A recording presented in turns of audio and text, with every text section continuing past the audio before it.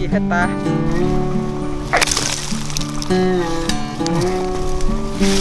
Đi về.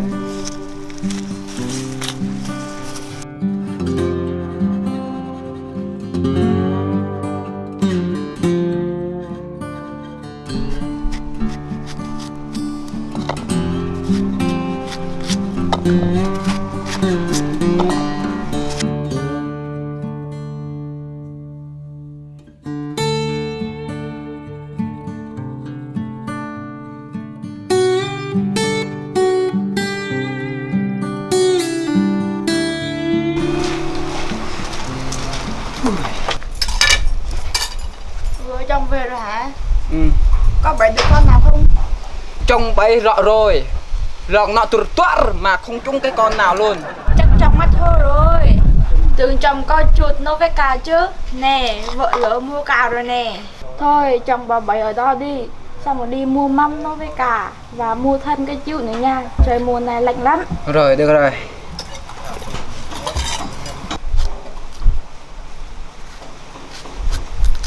Vợ ơi, cho tiền.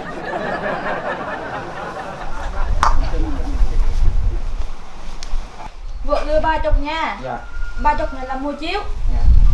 Còn cái này là mua mắm nấu với cà nha. Dạ. Nhớ chưa? Rồi nhớ rồi ạ.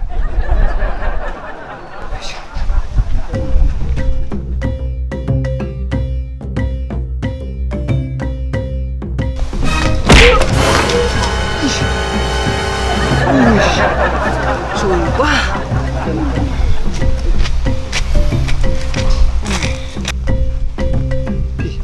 Ui, vợ này keo quá. Đưa tiền mà không dư không thiếu. Nếu không xinh đẹp chắc bỏ lâu rồi.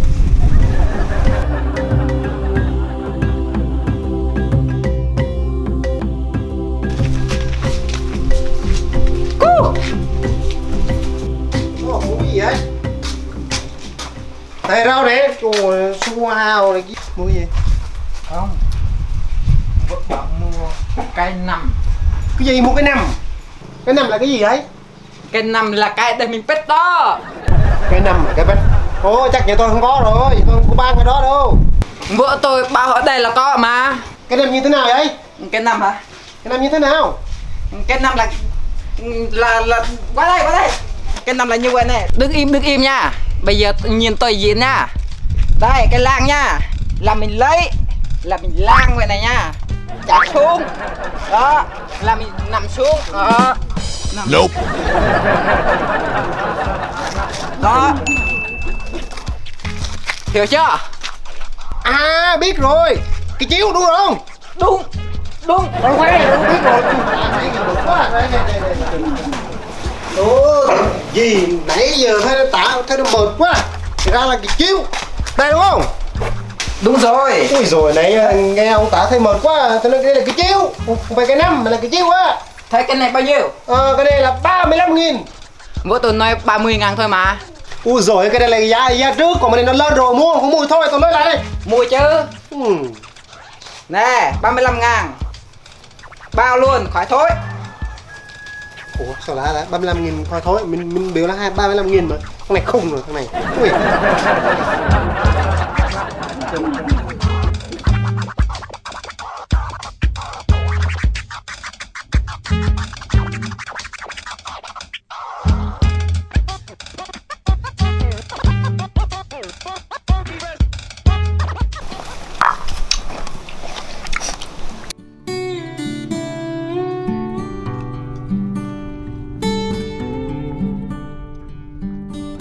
Chồng ơi, ăn xong nhớ đi làm nha.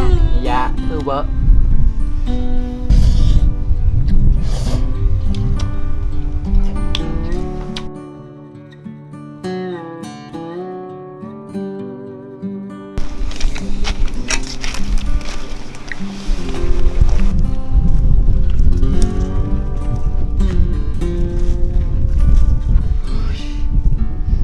Quá. Ngày đi đào đá cũng cắt lùng lạng.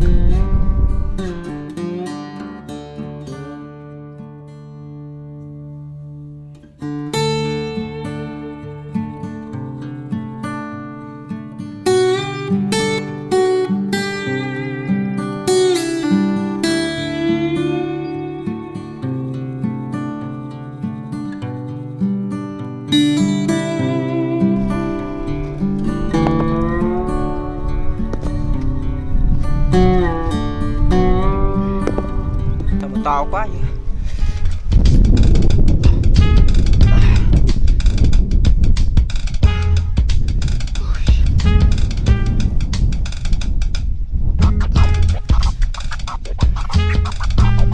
Cái này phải dùng đến cuốc thôi. Nope. To lắm.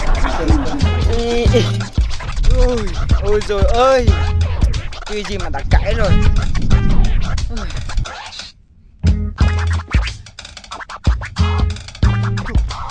Đâu biết thế.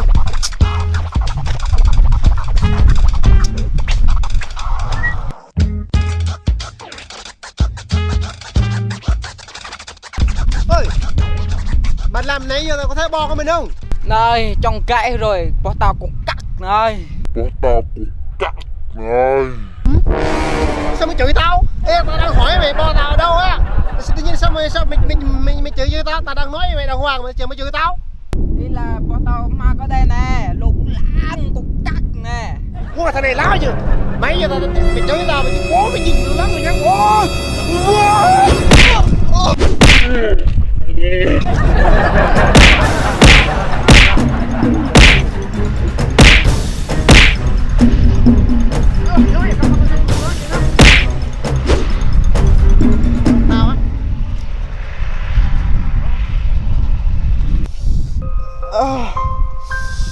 Ui, nói có cắt lùng lang thôi mà tự dưng đánh tôi. Về nhà mét vợ tôi. Ui. Ui. À.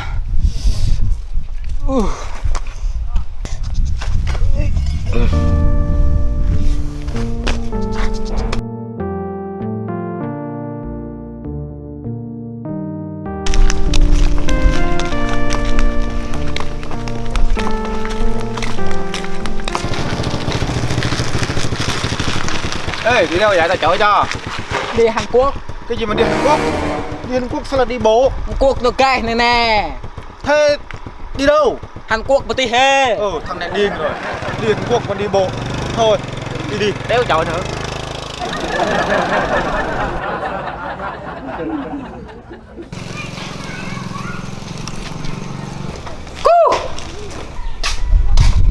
Đúng gì? Mua nước. Mua nước gì vậy? Nước bò tông nho á. Mua nước gì? Bò tông nho. Bò tông nhau. Không, hai con bò như vậy nè. Hai bò tông nho một đỏ á. Thôi, mình chịu mình không biết cả thôi. Đi lưu thế nó mới có. Không hiểu hả? Để mình đi tìm nè. Ôi dồi chịu quá, nó bò đỏ, không biết cái gì luôn. Nhìn đây nè, thấy hai con bò nó hút nhau. Đó. Nope. Hai con bò nè, một đỏ nè. Cái này người ta gọi là bò hút. Không phải là bò tông nhau. Không thấy à? Ngu. Nope. Ha. Tông này hút nó cũng giống nhau. Người ta này thông minh thiệt ạ.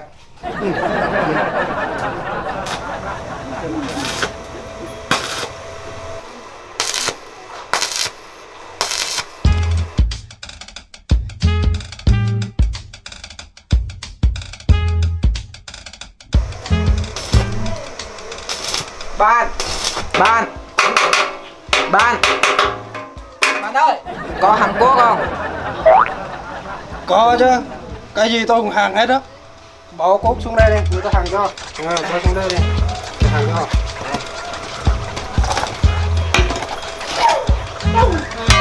Ôi trời ơi, hết lồng cơ thật. Trời ơi, kể hết thế này.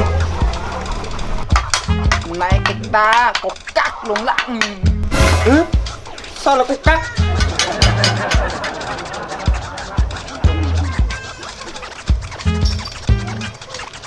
Alo. Tôi đây à?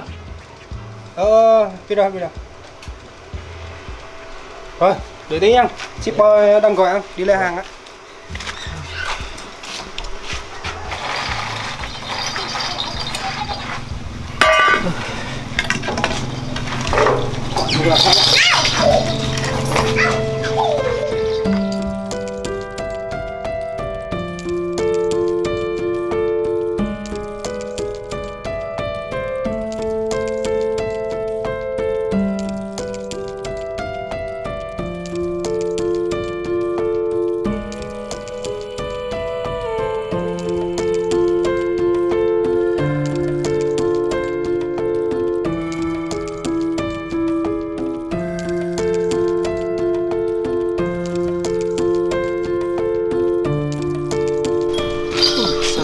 ta.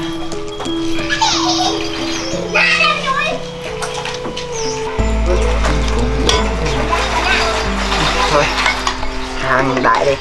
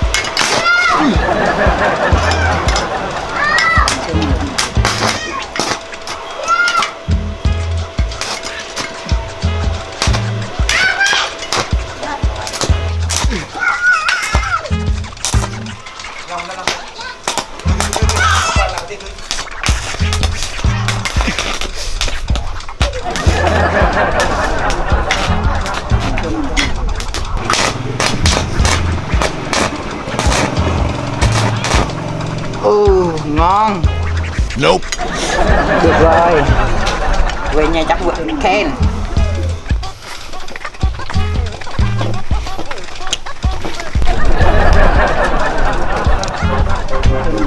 Vơi, cô khăn xong rồi nè, ngon lắm. Vơi. Ơi, vợ đây nè. À, đấy. Đây, đưa vợ xem. Đấy, thấy ngon không vợ? Đấy, tự trồng hàng luôn đó. Ôi trời ơi. Ủa, có gì không vợ? Coi trồng như này thật là cút đi. Tao không có trồng như mày đâu. Ủa? Thôi, đi đi. Đi đi. Đi đi. Cút về nhà mày đi. Đi.